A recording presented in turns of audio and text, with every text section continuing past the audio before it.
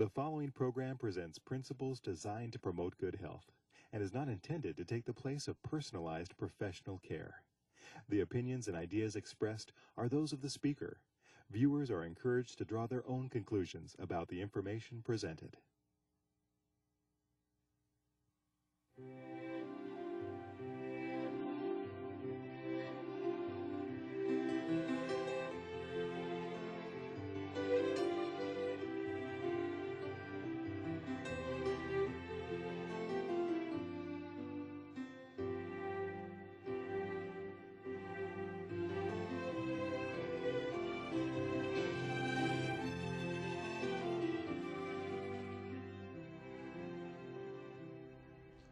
Hello and welcome to Health for a Lifetime. I'm your host, Don McIntosh, and today we're going to be talking about making and staying with positive health choices. Talking with us today about this important subject is Dr. Neil Nedley. He is a physician from Ardmore, Oklahoma. Well, actually, Dr. Nedley, you're not from Ardmore, Oklahoma. You're kind of from the world because you travel all over the place and you talk about, different things. You're not just a physician in internal medicine, but you, in the truest sense of the word, are a doctor that's a teacher. And, I've had occasion to work with you on a lot of different things, whether it be depression recovery seminars or talking about the book Proof Positive or other various health venues and lectures. And, your practice is kind of multifocal. I mean, doesn't mean that he who is everywhere is nowhere. It's just that, you talk about cardiology and do a lot of that in internal medicine and gastroenterology and then preventive medicine as well. We're just glad you took time from such a busy schedule to be with us today. Well, thank you. It's very glad to be here. Now, I'm sure in clinical medicine and then also when you're teaching that you deal with this subject a lot. You see that people have gotten into all kinds of problems and they need to make positive changes and then they have problems sticking with them. Well, 80% of the patients that we see in a hospital setting are there because of their addictive habits.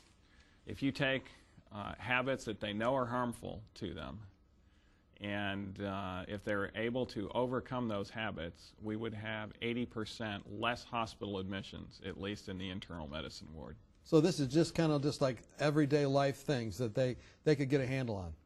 That's right. Of course, tobacco and alcohol are probably the big two. Mm-hmm. But there's a lot of other addictions out there as well that are more under the table, and people don't recognize the severe consequences that those addictions cause. So what would some of those be? You've got alcohol, tobacco. What are some of the other addictions? Well, sugar addiction is Mm-hmm. a big one. There are many individuals that are addicted to certain foods, particularly the real high simple carbohydrate foods, chocolate. 40% of females in the United States have an addictive relationship to chocolate, for instance. Is that right? Yeah. 10% of males, it still occurs in males as well. Mm. Go ahead. No, so you've got chocolate, what about caffeine? Caffeine is another big one. 80% of Americans utilize caffeine regularly. And that is an addictive drug. It ends in INE, and if you withdraw from it, you'll feel like you're on chemotherapy with the headaches and the zombie-like feeling.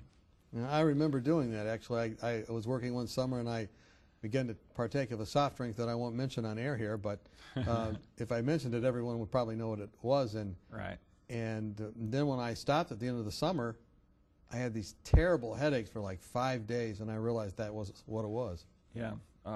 Most people last about 2 or 3 days, but we've had people last for as long as 14 days. 14 days, yeah. Severe headaches from withdrawal. So I suppose one of the challenges is getting people to want to make a positive health change and to understand what a positive health change is. Yes, exactly. Many people, of course, don't know that they're doing things that are harming their body. And of course, that's the first step, is to give them the knowledge of what those habits are doing to their body. No one will ever move along the stages of change unless they're given good knowledge that they are convinced is good knowledge. And then they'll be able to make the changes from there, hopefully. And so how do you go about that? I mean, many times I'll say to people, you really shouldn't do that, and they just go, you got to diet something. Well, they're not willing to give it up, and they think that, that life would not be enjoyable without it. There's a lot of people that are so hooked to their addictions that they think that somehow life will no longer have joy if they give that addiction up. They give up that ho-ho or that zinger or that chocolate bar or whatever it is. Right, exactly. And of course, the testimonies are very clear from people who have given those things up that actually their joy and happiness is enhanced and not detracted from. Okay, so so coming to the first step then is having them see that they're doing something negative, and then probably the second step is replacing it with something positive. Yes, that's right. Actually, we have a graphic that kind of, even infants when they're changing have this struggle to go through. They have to learn what to do, they have to get ready to do it, and then they have to do it. And so those are the preparation phase, so to speak, of making a lifestyle change. Yeah, I mean, I have an infant right now. I have an 8-month-old and I have a 2-year-old, and the 8-month-old is learning how to do things, but the 2-year-old is getting ready to get away from diapers, and we're all praying for that wonderful day, and then wanting to do it and identifying that. Same kind of thing in any change. Exactly.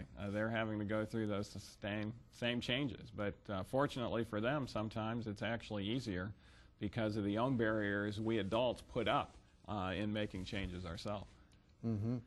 Okay, so anything you want to say about those, learning what to do and those steps other than just identifying? They're pretty basic. Well, often when we're dealing with change, we're talking about addictions, and there's some common characteristics of addictions that would be worth mentioning at this point. A lot of people wonder, what do you say, for instance, chocolate addiction? And the majority, there's 5 common characteristics of addictions, and the majority of these will be present in most addictions. First is an overwhelming compulsion to continually use. Okay. Then there's a need for increased amounts over time. And then if the individual stops it, they'll actually begin to suffer withdrawal symptoms. Then if they stop it for even a long period of time, maybe several weeks or months, there's still a pretty high tendency that they're going to relapse back into it. And there's also a detrimental effect on the individual or society. There's something that's quite interesting in regards to bad habits versus good habits. Bad habits tend to have a very addictive nature and element to them. Where good habits, actually you can withdraw from good habits and choose other good habits, and it's not something that produces a lot of blood, sweat, and tears in regards to the individual. I like to use the example of mangoes, for instance. My wife is allergic to mangoes, breaks out on her mouth, and she likes mangoes.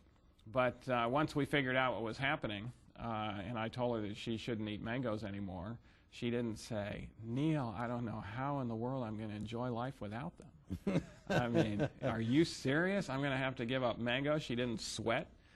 She didn't, argue with me vehemently that you have to die of something. She didn't.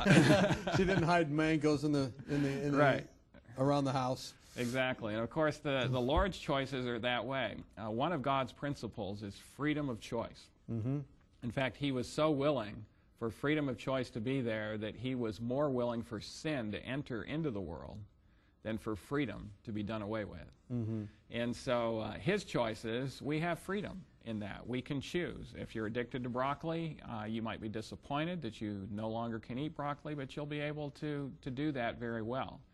The devil's habits, there's a grip, a vice that's put around the individual as they start utilizing that. And so even if they want to have the freedom to change afterwards, and they know that they should change, the grip is so strong that it requires some pretty tremendous resources, including spiritual resources, for them to ever be able to change. So what would you say to the person that comes to you and says, "Well, yeah, man, but these are plants God created and I'm just smoking them. So God created those." I've had people tell me that the substances that they're imbibing of were created by God. Well, just because it's a plant doesn't mean it's healthy. I mean, where does heroin come from? There's all sorts of drugs that are derived from plant sources that are clearly harmful to the brain, harmful to the body. Tobacco is one of those as well. Marijuana is there, and so I take issue with the people that say, well, it's all natural, because there's clearly some things that are natural that are quite harmful. I mean, snake venom is natural too, but we wouldn't want it injected into us. Yes, right. And I guess the first story there in Genesis about the first drug pusher, if you will, he said, hey, if you have some of this, it'll make you get high. You'll get higher than everybody else. That's You'll have right. insight. You'll be able to do this. Yeah. It was kind of a very addictive kind of drug pusher kind of conversation. It was, yeah. It was going to make her feel good. Right. And put her into an enhanced sphere. And of course, there's a lot of people when they start utilizing drugs, that's why they utilize it. They utilize it to get high at first.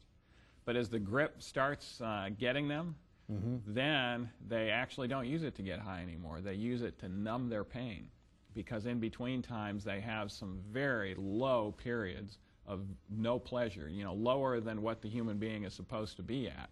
And so to try to get their pleasure scale up to the, quote, normal level now, they're having to utilize these drugs just to numb their pain. So identifying these addictive things, sometimes people just succumb. Like, for instance, you mentioned chocolate. Are you saying that's like the devil's food? Well, there's some worse food that you could actually eat, believe it or not, than chocolate. But chocolate is high in fat. It's high in sugar. It adds to the waistline. And it also adds to some brain problems over time. Chocolate temporarily increases serotonin levels. This is one of the reasons why it's somewhat addictive. The dopamine levels also go up because of chocolate. And so many women call them comfort foods. When I feel bad, I just need to have some chocolate, and then I'll feel better for a while. But that only lasts a short term, and then their pleasure, their dopamine levels go down lower than what they're supposed to be, even during a period of fast. And so they feel that need again. So why do they go down? Well, it's really due to, any drug, whether it's heroin, whether it's cocaine, whether it's even things that are not drugs, pornography, for instance, is associated with an elevation in dopamine levels that is not based on something that is long-lasting. The long-lasting way of doing it is to eat a complex carbohydrate diet, where you get that nice steady state of dopamine levels. It's not way up there off the scale above where human pleasure should be, like it is when these drugs are utilized, but it's up there at a nice level where the individual can be a happy person the entire day and not have these periods of downtime. Okay. So basically you've said tobacco, alcohol, chocolate, some of these comfort foods, what would be like simple carbohydrate foods that make the sugars go up really high, sugars, all these other different things are things we want to avoid, and those are the things you're asking us to make positive changes concerning. Right. And there's other things that are not ingested, for instance, gambling, highly addictive. Gambling, pornography. Gambling, pornography, internet. There's internet addictions. Many people of both genders get involved in internet addictions, but often with the women, it's the friendship, the relationships with these faceless people that they never meet, that they're hooked to. We're talking with Dr. Neil Nedley. We're talking about making and then maintaining positive choices in our lives. When we come back, we're going to talk about some of these things we've just kind of introduced. We hope you join us when we come back. Are you confused about the endless stream of new and often contradictory health information? With companies trying to sell new drugs and special interest groups paying for studies that spin the facts, where can you find a common-sense approach to health? One way is to ask for your free copy of Dr. Arnott's 24 Realistic Ways to Improve Your Health. Dr. Timothy Arnott and the Lifestyle Center of America produced this helpful booklet of 24 short, practical health tips based on scientific research and the Bible that will help you live longer, happier, and healthier. For example, did you know that women who drink more water lower the risk of a heart attack? or that 7 to 8 hours of sleep a night can minimize your risk of ever developing diabetes. Find out how to lower your blood pressure and much more. If you're looking for help, not hype, then this booklet's for you. Just log on to 3abn.org and click on free offers or call us during regular business hours. You'll be glad you did. Welcome back. We're talking with Dr. Neil Nedley. We're talking about making and maintaining positive health choices. We've talked about some things that are very addictive. We've talked about tobacco. We've talked about alcohol. We've talked about chocolate. And we've talked about internet. We've talked about pornography. We've talked about gambling. Dr. Nedley, are there other things we should mention when we talk about things that are addictive? Very common addiction in the United States is Xanax, Ativan, Klonopin. These drugs that people utilize to make them feel differently. Again, it's a false way of altering the way they feel. After they utilize them for more than 30 days, they get a grip on them and they are tough to get off of. And they're affecting their relationships.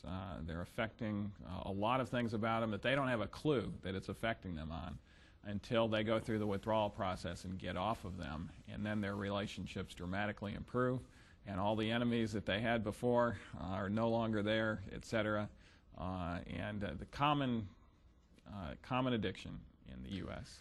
So, in other words, the brain is kind of organized around that substance, however you get it. That's right. With those drugs, it's increasing GABA, and so your body quits making it because it's depending on the drugs. And so when you quit utilizing them, the GABA goes down to extremely low levels, making you feel anxious and almost wanting to crawl out of your skin. You can even have a seizure with abrupt withdrawal if you're on large doses of Xanax. And so it needs to be done under a doctor's supervision. But it's very important for anyone listening out there that's on these drugs. I can tell you your life would be enhanced if you would see a good addictionologist to help you get off of those drugs. And there is a good process on how it can be done, and virtually anyone can. So how would they go about it? What's the process? Well, the process on those drugs, because if you're on high doses, you can end up seizing as we wean them down slowly over the course of 3 to 5 days. They're decreasing the dose a little bit more until they finally get to the place within a month where they're no longer taking it. And it'll take another 30 days after that for your brain to start producing GABA like it's supposed to. So the individual will have to be willing to put up with some withdrawal for quite a period of time. So is it best to be around people that kind of understand what's happening during that time? Well, I think it's good if you're on this to let your family know what's happening, and they can support you in that. Good. So what do we do then? We find ourselves wanting to make these good choices. We've talked about what causes an addiction. What do we do to make the changes and then maintain them? Well, we have a graphic that shows something that is surprising to a lot of people on these addictions, whether it's gambling or tobacco or whatever. Many people say, well, what if I just cut down to using it just once a month? It's certainly an improvement, but the desire is being kept alive, and actually may even be increased during times when you're not using it, giving rise to feelings of a deep, distressing sense of deprivation. And so if the addiction is permanently abandoned and the thoughts directed toward the joy of being free, the addiction will soon not be missed. And this is something that's important. I've had people say, well, I'm just a social smoker. And they don't realize that they're setting themselves up for quite a bit of distress in between times. So this pathway is maintained by that, in other words, the addictive pathway is maintained by that just one time a month. That's right.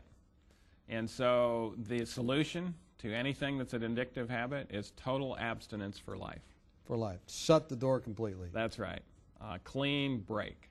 And it sounds cruel to people that have that addictive relationship there, but I can tell you it's not cruel. It is the most sympathetic, most compassionate way for that person to be able to live a joyful life. And once they're over that addiction, then their thoughts are directed towards the joy of being free, and the addiction won't be missed. Well, early on you said there's an addiction to sugar. Should they never have sugar their entire life? Well, for those that have a heavy sugar addiction, it may be certain foods in it. You'll still be able to eat fruit and things like that. My father, for instance, had a sugar addiction, and he recognized it when he was over 200 pounds. and was starting to suffer a lot of health problems, and he gave sugar up. And it was a 4-month ordeal before it no longer had an appeal to him. But if he happened to eat a piece of pie, my mother would still bake him pies, but the pies had no sugar in it, and she'd bake us pies with sugar. The pies happened to get switched. He said it's a sickening sweet. That's not even enjoyable anymore. Ice cream was sickening to him, and now he enjoyed an apple as much as he used to enjoy an apple pie, because now he was enjoying the natural sweetness and really getting a lot of enjoyment out of that. In fact, my uncle used to come up from Texas just to watch him eat. He thoroughly enjoyed natural foods without having to dump sugar on them. So that was a powerful thing that you saw. That's people right. Making and then maintaining choices. Exactly. Well, you have a graphic that helps us understand more about long-term success. Yes. This is a graphic that actually goes through the 4 stages of change. But this graphic that's on the screen, we'll deal with it since it's up there. This is if you've been off an addiction for a period of time and then you happen to relapse back into it one time. This is a quote from Ellen White. It says, "If you have made mistakes, you certainly gain a victory if you see these mistakes and regard them as beacons of warning." She goes on to say that then you can turn defeat into victory, disappointing the enemy and honoring your Redeemer. So in other words, don't focus on making these, oh, I'm going to fall, because if you learn from that fall, you're actually stronger. That's right. A lot of people, once they fall, they throw in the towel and say, I'm never going to get over this. This is just something that I'm going to have to put up with. But the good news is that if they stop and analyze what went wrong during that fall, it wasn't just one thing. Usually it's about 2 or 3 things. Some barriers were let down, some other things, and if they set up those barriers, analyze it, write about it, they're actually going to be much less likely to relapse again. And that's how you can turn defeat into victory, meaning that the devil will be not happy that he even tempted you to begin with, because you're that much stronger. Okay, so in other words, like the person that says, okay, I just had 1 spoon of that ice cream and I failed now, so I'm going to eat the whole gallon. This is the kind of thing that can help them say, hey, no, you don't need to do that.